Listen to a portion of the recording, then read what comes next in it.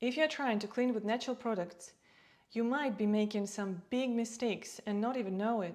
So many eco-friendly cleaning hacks don't actually work. And today I'm going over 5 cleaning mistakes not to make when cleaning naturally, explain why and what actually works. Looking for something specific? Jump to the section you need using the chapters below. Mistake number 1, mixing white vinegar and baking soda. This hack is everywhere on the internet, mixing baking soda and vinegar for a powerful DIY cleaner. But is it actually effective? Here's the thing. Both vinegar and baking soda are fantastic cleaning agents on their own. That's where the confusion starts. Vinegar is great at dissolving mineral deposits, cutting through soap scum and breaking down grease. Baking soda, on the other hand, is a gentle abrasive that deodorizes and lifts grime. But when you mix them together, when an acid, vinegar, meets a base, baking soda, they neutralize each other. The reaction fizzes and foams, which looks like it's doing something magical, but what's actually happening? The fizzing is caused by carbon dioxide gas, leaving behind mostly water and sodium acetate, a mild salt that doesn't have strong cleaning properties. Once the reaction is over, what you're left with isn't much different from slightly salted water. Why so many people swear by it? Well, in some cases, the bubbling action can physically loosen grime, which is helpful for things like unclogging drains or dislodging gunk in hard-to-reach places. The bubbling does create a bit of mechanical action, which can help loosen debris. But the real magic only happens during the reaction, not after. The fizz helps break apart stuck-on dirt, but once it stops, you're just wiping with water. And what about other cases when people create a paste with baking soda and vinegar and then scrub a surface? Many DIY recipes don't actually mix those two, baking soda and vinegar, in perfect balance. There is usually far more baking soda or vinegar, meaning they don't fully neutralize each other, and you're left with excess baking soda or partially neutralized vinegar. When people make a paste with baking soda and just a little bit of vinegar, what's really happening is that most of the baking soda remains unreacted. That means the baking soda itself is doing the cleaning, not the reaction. So why not just use baking soda on its own? Alternatively, if you make a liquid mixture with too much vinegar, let's say 2 cups of vinegar, and just a tablespoon of baking soda, after the reaction, some of the acetic acid in the vinegar remains unreacted, meaning the vinegar is not fully neutralized in the solution. This results in a slightly acidic solution. It's less acidic than just a standard 50% vinegar solution and isn't as effective for cleaning. Here's the bottom line. Baking soda and vinegar work better when used separately. You can mix them for specific tasks like unclogging drains or loosening stuck-on grime, but for general cleaning or mold removal, not so much. Let's talk about mixing Castile soap and vinegar. It might sound like a good idea at first, but here's why it's actually not recommended.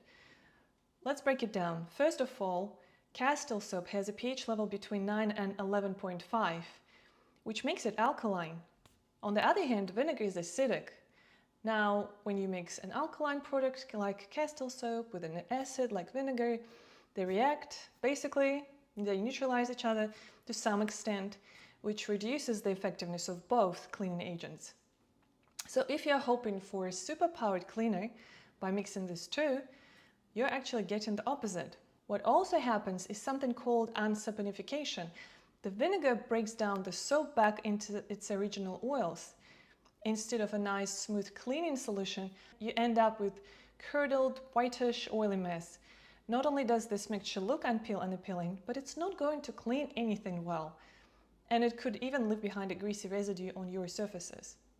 So what's the best approach if you want to use both Castile soap and vinegar for cleaning?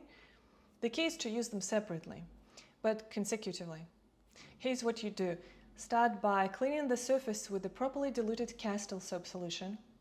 Once you've done that, rinse thoroughly to remove any soap residue. Then, if you want, that extra shine or to cut through any remaining soap film, follow up with a vinegar solution. Usually 1 part vinegar to 4 parts water is fine. This two-step process lets you get the full cleaning benefits of both products without compromising their effectiveness. Just remember, when it comes to Castile soap and vinegar, they work better on their own than mixed together.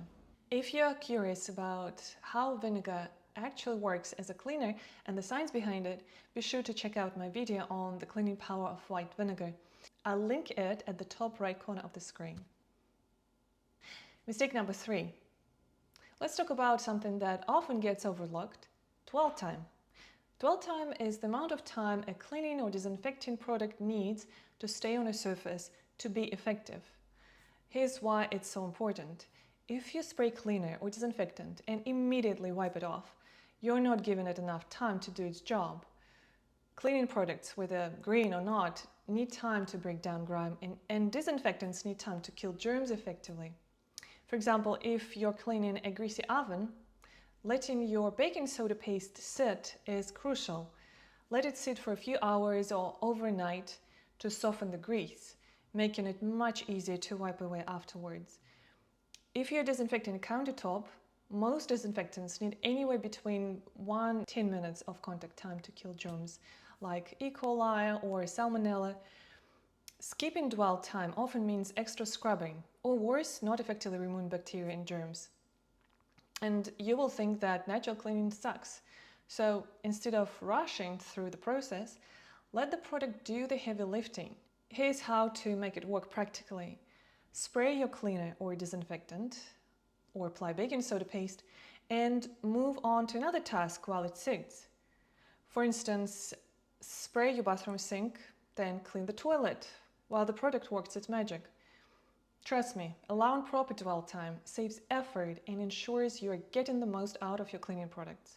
Check out my video on how to clean an oven where dwell time is crucial. Mistake 4. Let's talk about one of the biggest cleaning misconceptions, the idea that you need a different product for every single job in your house. You know how it goes. You walk down the cleaning aisle and grab a kitchen cleaner, a bathroom cleaner, a toilet cleaner, something for the floors, glass, furniture. Before you know it, your cleaning cabinet is overflowing. Here's the truth. You don't need all that. A handful of versatile natural cleaning essentials can handle almost every surface in your home. Let me show you what really works. White vinegar. This is a powerhouse. It cuts through mineral deposits, deodorizes, has mild degreasing properties, and even offers some antibacterial benefits. Use it to clean glass, wipe down counters, remove lime scale in the bathroom, and freshen up fabrics. Just keep a spray bottle of diluted vinegar, a common recipe equal parts vinegar and water, and you're good to go for most cleaning tasks. Baking soda, slightly abrasive but gentle enough for most surfaces. Baking soda is perfect for scrubbing, lifting grime, and neutralizing odors. Sprinkle it on a greasy surface, let it sit, and wipe away with ease. It's also fantastic for deodorizing carpets, fabrics, and garbage bins. pH-neutral dish soap. You might think of dish soap as just for dishes, but a good plant-based version is all-around cleaner. It cuts grease, works great for wiping down surfaces, and can be mixed with baking soda to create a powerful scrubbing paste. A little goes a long way, making it super cost-effective. And because it's pH neutral, it can be safely mixed with alkaline baking soda or acidic white vinegar. Highly absorbent cloth. A great microfiber cloth can clean surfaces with just water. No chemicals needed. They're perfect for dusting, polishing mirrors, wiping down counters, tackling spills. So remember that not all microfiber cloths are created equal. If you've tried one before and found it left streaks or didn't absorb well, it might have been a low-quality brand. Find a better one and you will see the difference. Another great alternative, Swedish dishcloths. They are made from 70% cellulose and 30% cotton. Absorb 15 to 20 times their weight in water, dry quickly to prevent bacteria growth, and best of all, they are biodegradable and compostable. Non-scratch scouring pads. Those are perfect for scrubbing, cookware, sinks, stove tops without causing damage. Look for options made from coconut fiber, sisal, or loofah for a biodegradable, eco-friendly choice. Personally, I use sisal fiber pads because they're easy to find where I live and they break down naturally after use. A few brushes, including an old toothbrush. A small set of brushes is essential for tackling grout, faucets, and those hard-to-reach areas. If you're making your own cleaning solutions, a few empty spray bottles are a must. I recommend having at least 2 or 3, one for glass cleaner, a general cleaner spray, and maybe one for a special mix you use often. Just make sure they are labeled to avoid mix-ups. A squeegee. This tool is a game changer for windows, mirrors, and shower doors. A quick swipe after cleaning leaves a streak-free finish and helps prevent water spots, making your glass surfaces look spotless with minimal effort. And that's it. With these basics, you'll have everything you need to clean your entire home naturally, without cluttering up your cabinets. No more Mr. Chemicals, no more overwhelming product collections, just a simple, effective, and eco-friendly cleaning routine. Natural cleaning doesn't have to be complicated. Let's clear up another common misconception. Cleaning and disinfecting are not the same thing. While both are important, understanding the difference can completely change how you approach your daily cleaning routine. Cleaning is about physically removing dirt, grease, and debris from surfaces. It makes things look and feel clean and helps reduce germs simply by washing them away. But cleaning alone doesn't necessarily kill all bacteria and viruses. It just removes many of them. Disinfecting, on the other hand, is specifically about killing germs. But here's the catch. Disinfectants don't actually clean. If you spray a disinfectant on a dirty surface, it won't be as effective because dirt and grime can block the disinfectant from reaching the germs. That means some bacteria and viruses might survive. To properly disinfect, you must clean the surface first. So here's how to do it right. Start by cleaning. Wipe away grease, dust, crumbs first.